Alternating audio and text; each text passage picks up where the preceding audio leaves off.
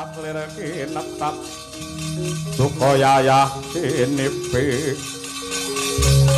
Jojo bang mawingo wingo angis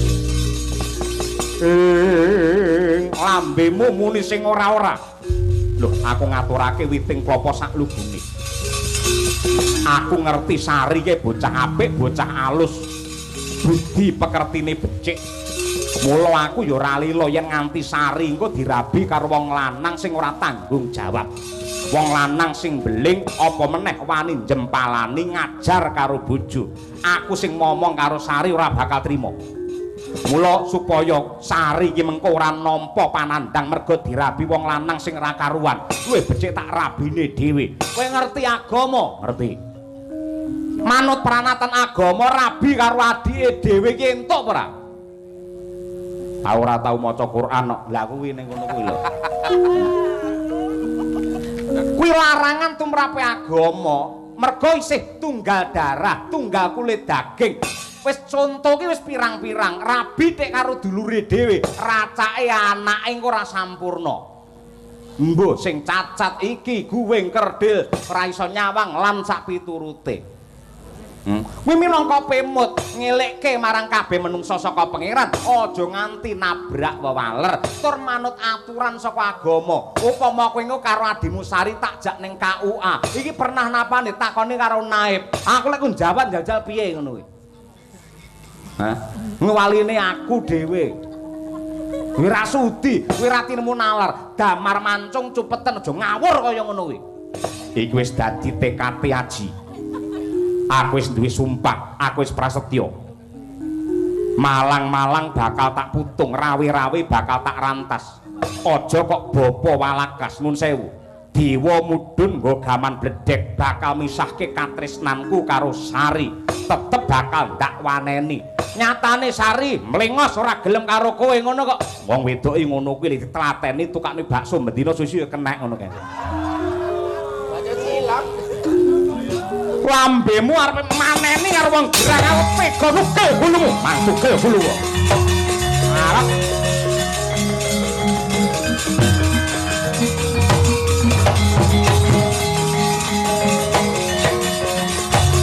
oh Raden Seta Raden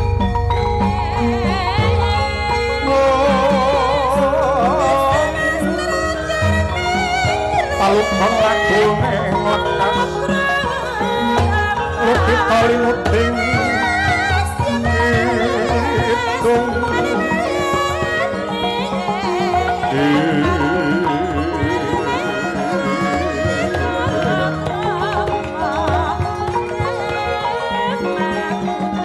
katung kaderang hamomo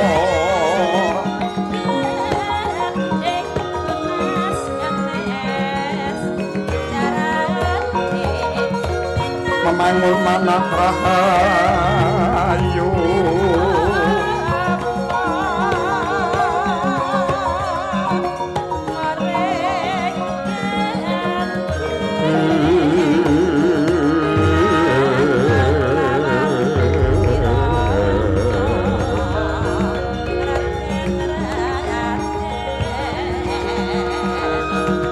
ayo ono anak kolong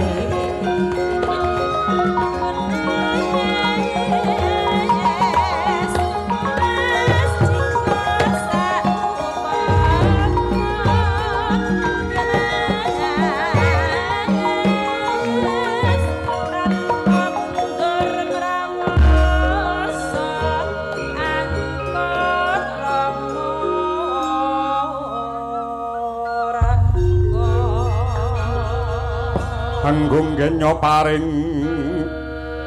dono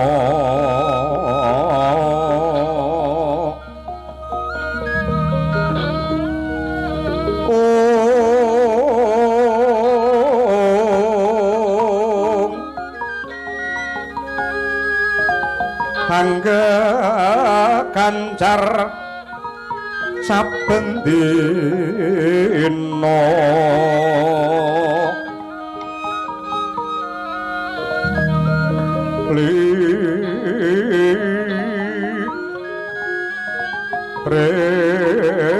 kang bawa leksana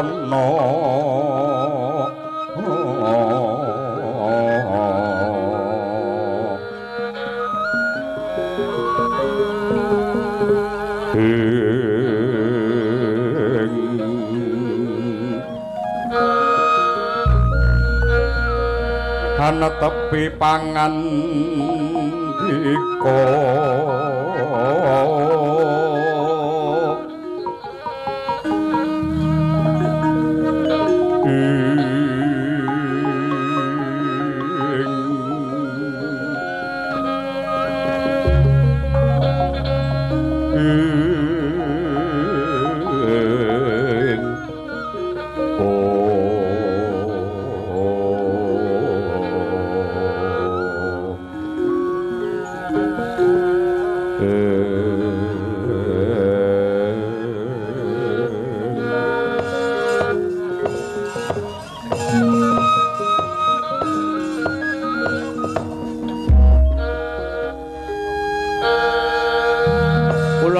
sewu Raden Seta bingahing manah kula prasasat kejugrukan wukir sari kablabaran samudra madu diniri palungguhan samangke gubuk kula ing pejagalan ingkang sarwa kirang kados mekaten parandene ndika ingkang kaping kalih kepareng tedhak rawuh wonten ing mriki.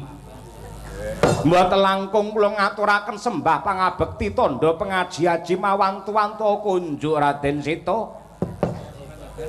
Ya jagat ya dewa ya bathara Ki Jagawalakas banget panarimaku dene nganti semono sih kadarman lan pakurmatan ingkang ndok caosake marang aku. Lulus raharja niring sambika langgenku prapta ning pejagalan ora liwat Kyai Jagawalakas lak ya tansah ginanjar seger kuwarasan. Saking pangestu paduka Nadyanta kula pun nrita kempong pira jambul wanen duka penyakit kalih kula gila ing kados pundi. Kula ni asam urat nggih mboten, kolesterol nggih mboten, darah nggih normal. Penyakit kok gila kalih kula ngeten iki. Mila kula wajib ngaturaken panuwun dumateng Purbane Hyang Agung. Syukur bagi sewiyan pancen kaya mengkono. Si, mripatmu ora? Iki penggedhe rawuh lho. Bekti karo panjenengane. Nun inggih. Nuwun sewu Raden Seta kula ingkang abdi ngaturaken sembah pangabekti mawantu-wantu kunjuk. Sapa kuwi? Kula menika Mustika Aji putranipun Ki Jagawalakas. Ya ndak tampa pangestu Kumara Gage Tampanana. Kapundi mugi andadosaken jimating gesang kula. Nuwun sewu kok janur gunung kadengaren ndika kepareng mriki. Kirangan pinten sasi ing sampun kepengker pancen ndika nate tindak mriki gugah dumateng anak kula pun Bilawa dados jago kraton Wirata tetandingan kalian Raja Mala. Kabare Raja Mala sampun mati nggih. Wis. Sirna ana tangane anakmu ya kuwi si Jagal Bilawa. Syukur bagi sewu. Lah niki enten wigatos menapa? Ki Walakas yektine keluarga gedhe ing negara Wirata mligine Kanjeng Rama Prabu Matsapati banget ngunjukake rasa syukur marang Purbane Hyang Agung merga rubeda wis sirna perkara wis sumisih wiwit saka pakartine paman Kincaka rupa Kinca lan Raja Mala ingkang nindakake sanggit rungsit Rekadaya kepingin jungkeng palenggane diwaji nyatane bisa dirampungi karo anakmu Jagal Bilawa. Angka loro nalika Wirata dirampit mungsuh saka ngarep lan mburi ya Kiwadya Bala Trigarta lan Ngastina satemah dayane utawa kekuwatane si Jagal Bilawa apa dene si Kedhi Wrihatnala bisa ngundurake mungsuh sing tegese anakmu si Jagal Bilawa ki gedhe labuh labete marang kawilujengane wong Wirata tanpa lantaran kekuwatane si Jagal Bilawa mbok menawa Wirata wis tamat sejarahe.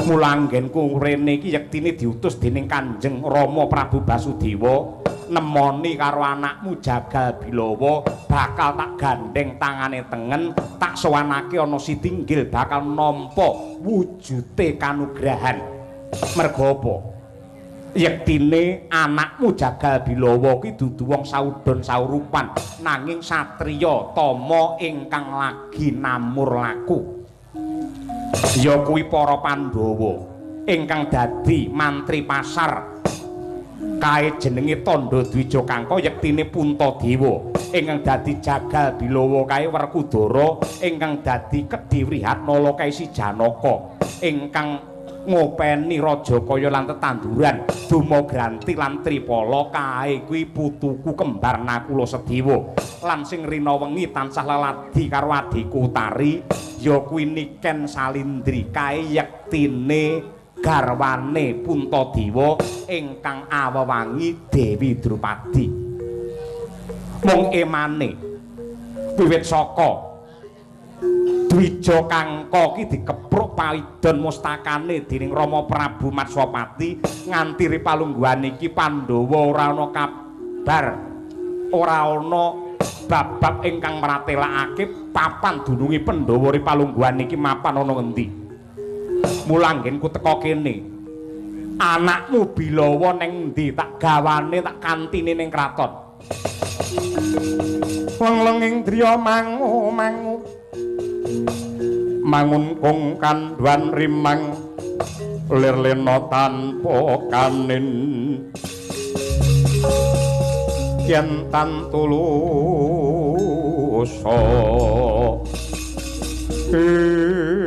aduh Raden Seta kalilan matur sisip nyuwun gunge samudra pangaksami inggih wiwit saking lelampahan negari Wirata menika dipun rampit wadya Ngastina saha Trigarta bibar menika Bilawa mboten nate wangsul wonten ing mriki nika yektosipun namung anak angkat kula gandeng gagah gedhe dhuwur sregep nyambut gawe anggenipun Jagal ngeleti daging lan sak piturutipun menika anggadhe karosan ingkang ngedap-ngedapi lajeng kula pek mongko dados anak kula dinten samangke Bilawa papanipun wonten pundi kula nggih mboten ngertos malah sisan damel atur wuninga blaka suta kemawon ripalungguhan samangke peteng jagat kula bingung raos kula ngrasake anak kula pun Mustika Aji kula yen duwe anak Bilawa ngoten marem merga bocah ora kakehan gunem sregep nyambut gawe ngibadahi ora ditinggal mang tingali niku Mustika Aji niku rambute gedabul ora tau dijungkati ngoten niku tur wonten lampane kang ndadosaken kageting manah kula. Jagat niku digelar akeh wong wadon ayu. Bareng kula takoni kuwi rabi karo sapa? Lewang sulantik ngatelake kuping. Ndodok dodo ora gelem rabi yen ora rabi karo adine dhewe sing jenenge Mustika Sari niku kelakuan menungsa napa kewan ngoten niku.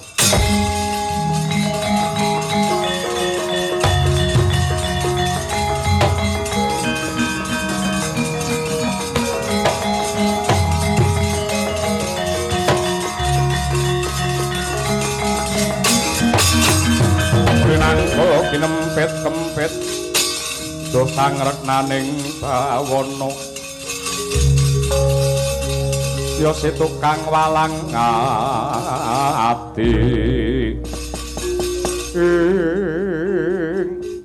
Mustika Aji wonten dawuh Raden apa bener kepara nyata kowe pengen ngrabi karo adimu dhewe leres ayo melu aku ning kutha Wirata ning kono akeh wong ayu pirang-pirang sing tak karepake sing endi tak tembungke kula kali wong wedok kutha ora seneng wong kutha ketoke alim alus ning jerone mobol-mobol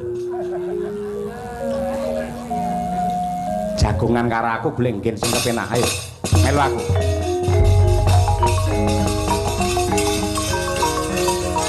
wong yo mangu-mangu mangkok nangwati mang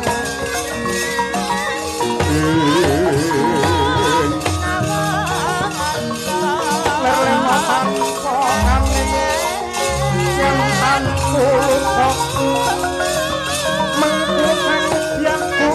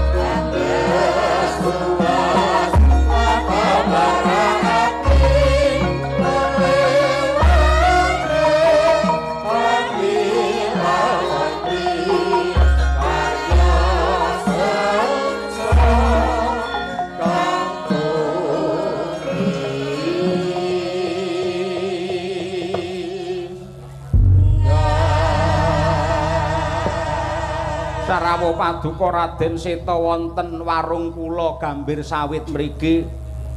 Kula ngaturaken sembah pangabekti Raden Seta. Sungkem kula nggih katur ngarsa paduka Raden Seta. Isih dodolan terus ya Nyi. Nggih wong sandang pangane ya dodol ngeten iki. Rame-rame ning mburi ki apa. Menika enten salah satunggaling wilayah desa ingkang ngawontenaken syukuran bersih desa. Desa ngendi? Desa Polorejo. Nika wayangan iki ora tau kendhat, ora tau leren, ora tau ana mandheke. Mila bejane para bakul-bakul kados kula ngeten iki angger enten desa sing wayangan tiyang duwe gawe wayangan mangke kula entuk rejeki. Ngoten niku. Tur Polorejo niku angge wayangan niku rutin. Adek-adeke jejeg ora menga-mengo yen kuwi ya kuwi yen liyane ya liyane. Mila wiwit jaman kuncung nganti gelung le wayangan dalange ya ora tau solan salin. Merga dawuhe jarene lho, jarene dawuhe danyange mriku yen nganti dalange ganti mangke mriki enten pagebluk ngoten niku. Mare tunggu yo. Jenengan ning anak ratu mosok guyu ngoten saestu.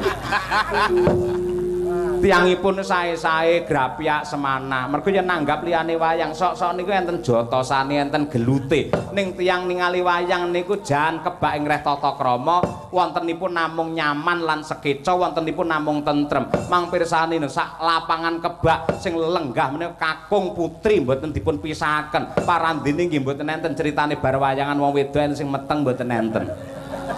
Merga kabeh ngenggoni kalian tata krama ngoten niku. Badhe ngersakaken napa? Ngunjuk napa? Kowe apa, Ji? Kopi mawon. Ben peteng kaya urip ngono kuwi. Kopi loro kanggo aku lan iki Mustika Aji. Nggih, ngestakaken. Mawi gendhis mboten? Ora. Ora sakake gula. Dak dadi penyakit. Menapa ngersakaken susu kula napa pripun? Laden kok mantuk mawon horor ketoke bakule niku. Iki plenguk. Dadi wong dodolan ning wayangan lek pengen laris kudu ngejak wong wedok ayu tinggi plenguk ngene iki. Terus dijaraki karo wong lanang-lanang sing do ning kono ngono. Ya disawiske, disediake unjukane kopi sing nirasa nduk.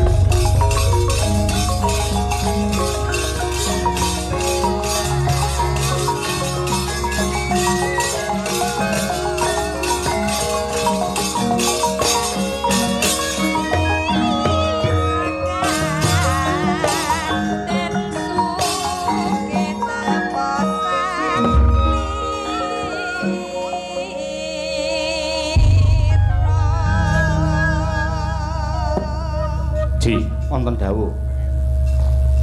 Kowe ngerti bedane menungso karo kewan? Kewan mboten duwe akal, menungso duwe nalar.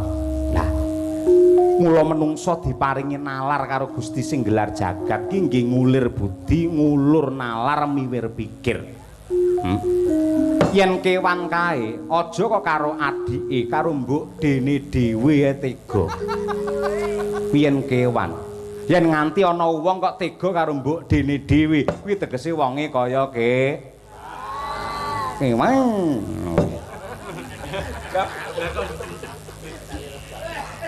Wong wadon akeh. Tak golekke sing trep karo kowe, sing cocok karo kowe. Sing dhuwur nganggo kudung mesti kuwi ilmu agamane kandel. Ah mboten mesti. Ngen kula niku enten ketoke dhuwur ngangge kudung ngisor bake warung niku pirang-pirang. Ning tumindakmu sing kaya ngene iki nabrak aturane agama. Ora ana tinane ngatasé rabi karo adine dhewe. Kuwi ora lumrah, mila dipun limrahaken. Kula wegah rabi kali tiyang sanes. Wong wadon sakniki anan mung nyakiti atine wong lanang. Wis kapok wis bosen. Nggih namung adi kula niku sing kula tresnani. Sanese mboten. Sing perintah ki anak ratu lho. Sing ngelikke kowe ki anak ratu. Yen kowe ora manut karo Seta, arep manut karo sapa? Kula mboten wedi kali sinten-sinten. Katresnan menika uruping jiwa luhur kanugrahan saking Gusti ingkang dipun paringaken dumateng titah ingkang titah kala wau mboten saged nampik lan milih. Kowe kesurung hardane nafsu, katresnan tanpa nafsu mboten wonten dayanipun menapa-menapa. Ngadeka kowe. Ngadeka.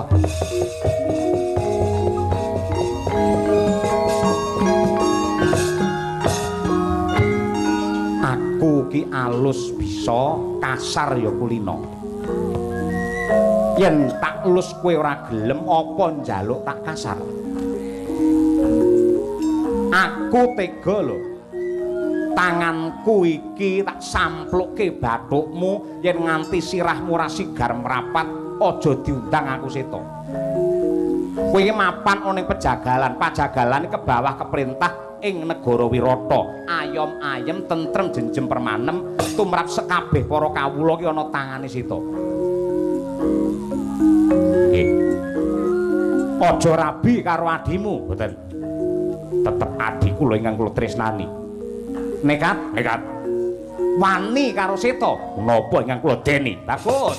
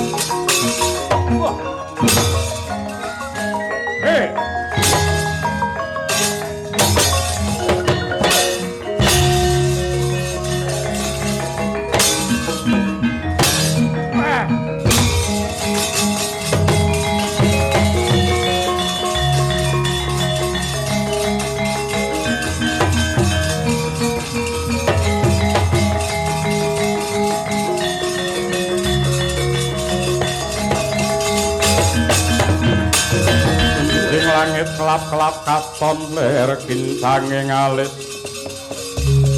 risang maweh gandrung aduh Raden kula nyuwun pangapunten kula kalah kula tanpa daya kula manut kalian reh perintah paduka Raden Seta kula nyuwun gesang yen aku gelem sak gedhakan iso gecek ndasmu. Sampun Raden kula tobat kula nyuwun pangapura. Kula sumpah kula prasetya mboten badhe ngrabi kalian adi kula pun Sari. Alah ngapusipun didek cengele mawon niku. Li anak kaya ngono kelakuane ora umum diperintah wong gerang mesti manen dikongkon mesti nyentolani. Anggere bar panen ya ora melu ngusungi gabah bareng gabah dilumpukke diwadahi sakjroning wadah. Kula lunga niku gabahe didol kalih lari niku. Mang pejahe kemawon Raden Seta. Raden Seta kula nyuwun pengayoman. Lahir batin anggenmu tobat lahir batin. Kowe arep ganggu karo adimu dhewe. Mboten saestu mugi sineksen jagat saisinipun kula nyuwun pangapunten.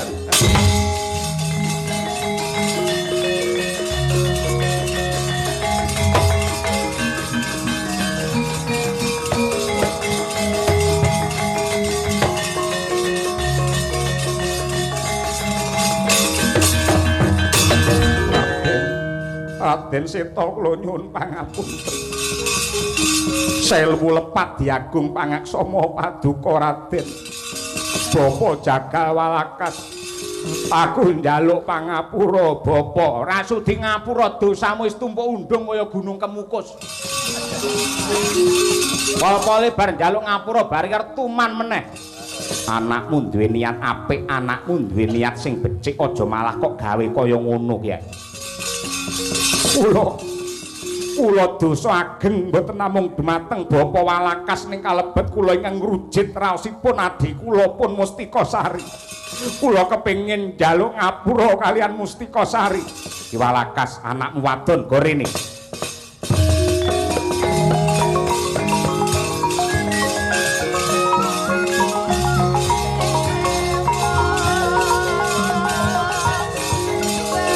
Sari, aku njaluk ngapura ya Nduk. Nadyan kaya apa lan kepiye? Kowe adikku sing tak tresnani, aku dulurmu lanang. Ora bakal tega mentala karo kowe, Cai.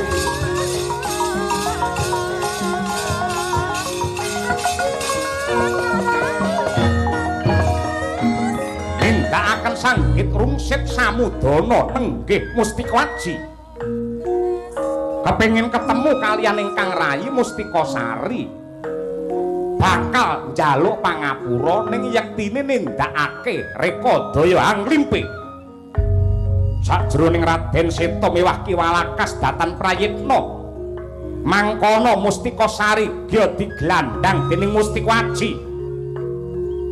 Lumayu banter sasat sipat kuping. Salah-salah apa? Adi.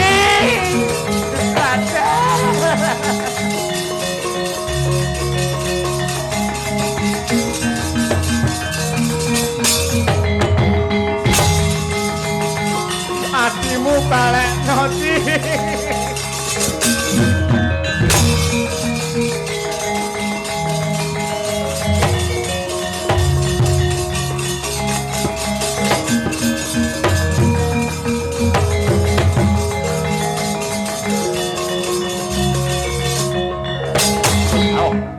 Nyedak mangrebut Sari. Yen nganti sampeyan nyedak ngrebut Sari, pedang kula ing badhe mbleh gulune Sari. Manyedak yen kepengin weruh getih lereh-lereh wonten mriki. Manyedak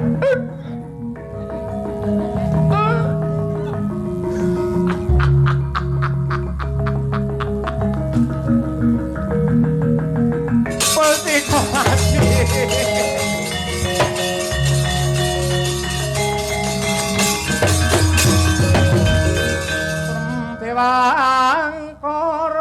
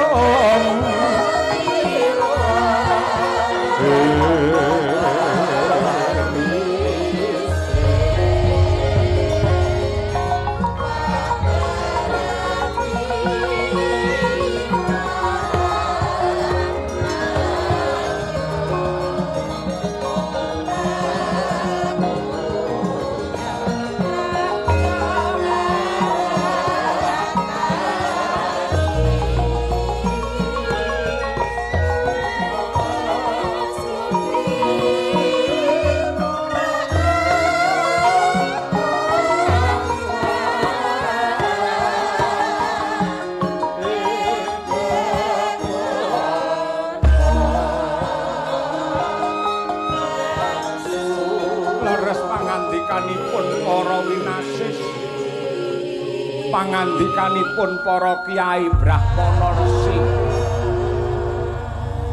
Wong duwe anak yen pancen apik pakartine nadyan wong tuwa urung mati ning raosane kaya munggah swarga. Kosok baline yen di anak mrosal angel ditata angel diatur nadyan to kula ni dereng mati ning rasane kaya kecemplung neraka jahanam. Aji nika pripun Aji? Adike dijak lunga mongko rung cekel gawe pol-pole siji niku mangke mengusung-usung gamelan nika mangke. Ora duwe kepinteran apa-apa. Ya. Ndak aturi sabar Ki Walakas. Lelakon ki adile mung disandang lan wong tuwa kuwi yektine kewajibane mung telu. Siji nyontoni, loro ngandani, telu ndongani. Nyontoni tegese kowe mestine wis menehi conto ing bab tumindak ing saben dinane ingkang hanjuk marang kebecikan.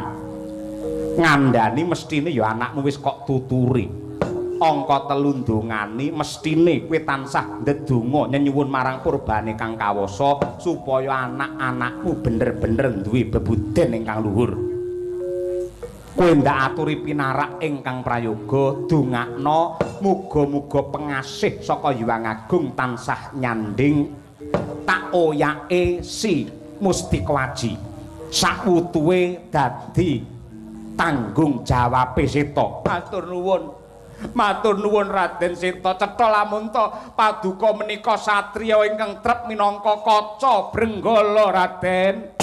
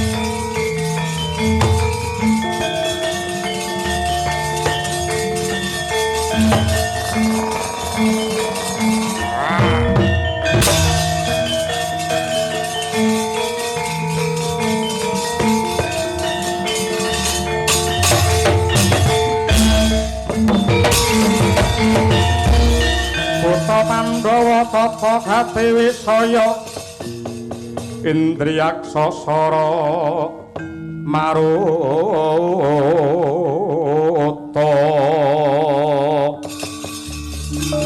sawana ana marakana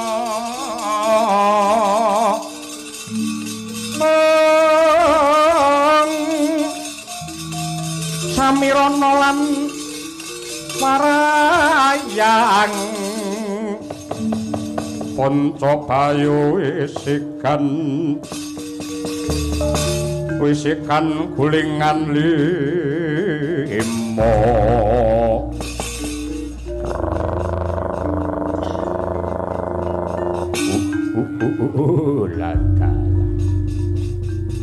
wancine bedhug tengange ana bocah lanang wedok sing mlaku ana ing dalan. Sapa kowe? Aku bocah pejagalan jenengku Mustika Aji.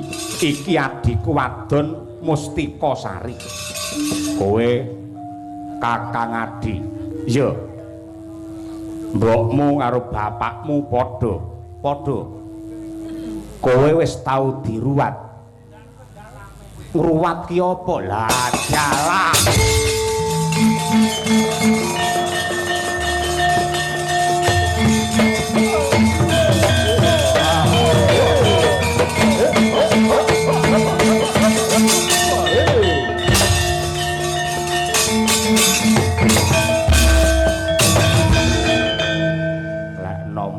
awakmu jerengen gobokmu iki Bathara Kala. Kene ra ngruwat nek kowe metu sak senengku metu sak penake dhewe ngerti ora. Mongko manut pangandikane bapakku Bathara Guru, kowe iki bocah kedana kedini. Anak loro lanang wadon iki kedana kedini kuwi bocah Sukerta dadi pangane Kala. Kedini kedana anak loro wedok karo lanang ya pangane Kala, bocah untang-anting anak siji kuwi ya pangane Kala. Sendang kapit pancuran anak telu lanang wedok lanang kuwi ya pangane Kala. Pancuran kapit sendang kuwi ya pangane Kala. Bocah Srimpi anak papat wadon kabeh ki ya pangane Kala. Bocah Saramba anak papat lanang kabeh pangane Kala. Pandhawa anak 5 lanang kabeh ya pangane Kala. Pendhawi anak 5 wedok kabeh ya pangane Kala. Bocah sing laire kalungusus ya pangane Kala. Bocah sing Kresna lan bule pakulitane ya pangane Kala. Wong wedok ngrubuhke dandang ya pangane Kala. Wong wedok mecahke gandhik ya pangane Kala. Wong bersih desa tek ora wayangan pangane Kala. Kowe bocah Sukerta trep dadi panganku. Ayo ayo.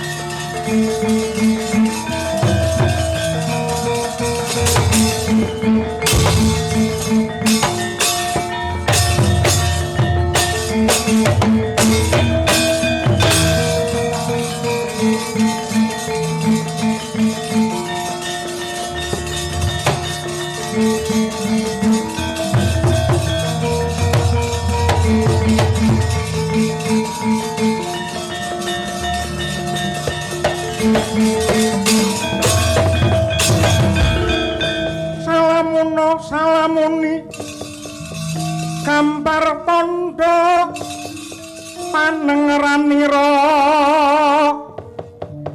Sidik Sudirga Marawati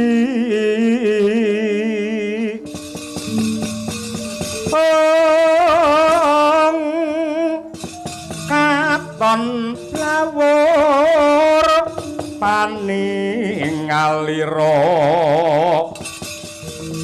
kasinungan kanuragan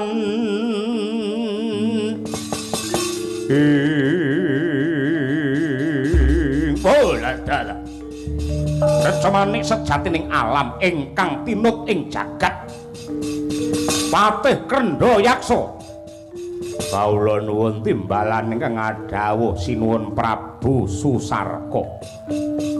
Apa to darunane jeneng sira adoh ndak awe cedhak saya ndak raketake. Yektine bakal ndak kanthi ngrembug lan ngrumpaka tumrap lelakon negara Trigarta iki. Mestine jeneng sira kabeh wis ngerti lamun to mbiyen ingkang jumeneng nata ning Trigarta Kakang Mas Susarma utawa Prabu Susarman. Merga tetandhingan kelawan Balawirata satemah panjenengane nandhang